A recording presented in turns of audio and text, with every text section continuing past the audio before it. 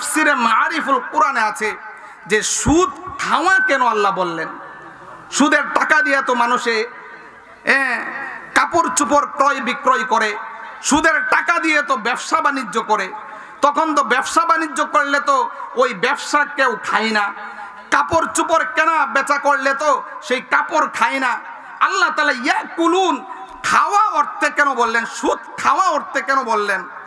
এই আয়াতের তাফসিরে আল্লামা শফি রহমাতুল্লাহি আলাইহি তাফসিরে মারিফুল কোরআনে বলেন যে ইয়াকুলুনা খাওয়া অর্থে এই জন্য বলা হয়েছে, আমার ভাইয়েরা বুঝে থাকলে বলবেন, কোনো জিনিস যখন খেয়ে ফেলে ওই খানাটা পুনরায় আর বের করা সম্ভব হয়?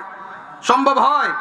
ঠিক তেমনি ভাবে সুদের সাথে যারা জড়িত হয়ে যায়, মুনাফার সাথে যারা জড়িত হয়ে যায়, সুদের কারবারির সাথে যারা জড়িত হয়ে যায়, ওই কারবার থেকে আসা যায় না, আর আসা যায় না, অনেক কঠিন হয়।